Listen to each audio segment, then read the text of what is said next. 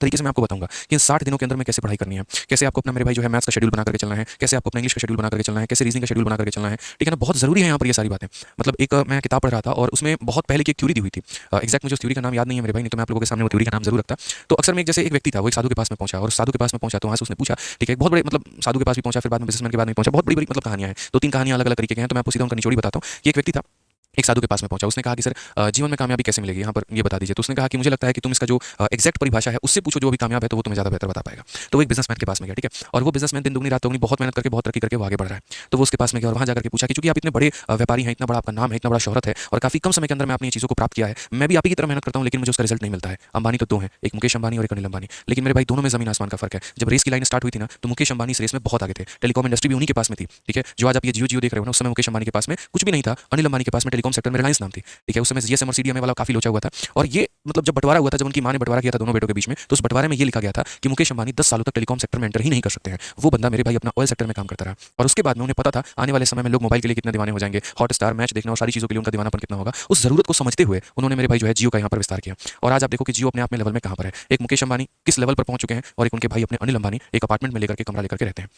ठीक है, तो इंसान में अब ये फर्क कहां से आया, कैसे फर्क आया मेरे भाई, काफी सारी छोटी छोटी चीजों की वजह से, आपके अपने डिसीजंस की वजह से, ठीक है, आपके अपने थॉट प्रोसेस की वजह से। तो जैसे मैंने कहा कि वो व्यक्ति जब उस बिजनेसमैन के पास पहुंचा और पूछा उसने कि सर क्या ऐसा तरीका है जिससे मैं भी आपकी तरह कामयाब बन सकता हूं, उसने सिंपल सी बात कहा कि तुम अपने जीवन में 100 काम करते हो लेकिन कभी भी तुम एक काम को पूरा नहीं करते, और जिन्हें पूरा भी करते हो उसे तय समय के बाद में करते हो। एग्जांपल, मैं आप लोगों के लिए मैराथन आपके सीजल के पेपर के बाद लेकर आऊं, आप देखोगे नहीं देखोगे। ठीक है, चलो मैं शुरू करता हूं काफी पहले, लेकिन मैं इसके आपके पेपर के 20 दिन के बाद खत्म करता हूं, आप देखोगे कभी नहीं देखोगे। यानी कभी भी इंसान को कोई भी कार्य की शुरुआत अगर करता है तो उसका एक डेडलाइन उसको बना लेना चाहिए कि इस तारीख तक मुझे ये काम खत्म करना है। आपके जो इतने शेड्यूल बिखरे हुए होते हैं ना, इतने सारे मेरे भाई फैला होता है, रायता पूरा फैला होता है, उसको यहाँ पर आप एक काम करो, सीधा अपना टारगेट दो कि जैसे मैथ्स है और मैथ्स का फलाना चैप्टर है, मुझे इसे 2 घंटे में खत्म करना है। मेरे भाई इंग्लिश का ये फलाना चैप्टर है, 2 घंटे में खत्म करना है। मेरे भाई ये जो दिमाग है ना तुम्हारा, पता है क्या है, अगर कोई चैप्टर को आप टारगेट दोगे कि मुझे प्रॉफिट लॉस 2 घंटे में पढ़ना है, मेरे से गारंटी लिखवा लो मेरे भाई 2 घंटे में खत्म हो सकता है। लेकिन अगर आप उसको 4 घंटे का टारगेट दोगे ना, तो वो 4 घंटे में ही खत्म करेगा। ये फैक्ट है।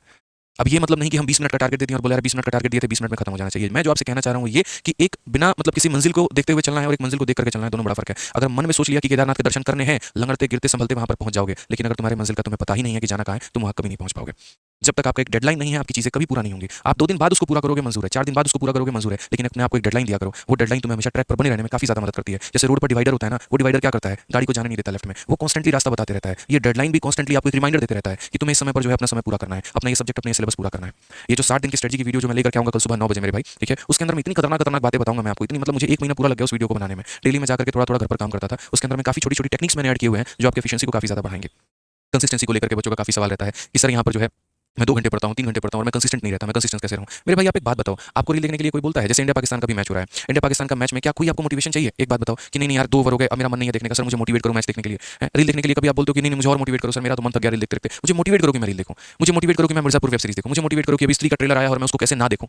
जब उन चीज़ों के लिए आपको मोटिवेशन नहीं चाहिए होता तो क्लास के लिए देखने के लिए क्यों मोटिवेशन चाहिए होता है? वास्तविकता बताओ इंसान की क्या है, एक लाइन में बोलूंगा लेकिन बड़ी खतरनाक लाइन बोलूंगा, समझना मेरी बात को। मोती की जो माला होती है ना, वो 108 मोतियों की माला होती है, और अगर किसी को बोल दो ना उसको फेरने को, तो 108 मोती की माला फेरने में उसको बड़ा कष्ट होता है, उसको मन इतना मन उसका भारी हो जाएगा पूछो मत। और नोटों का बंडल अगर दे दो ना तो मेरे भाई तब कष्ट नहीं होता है।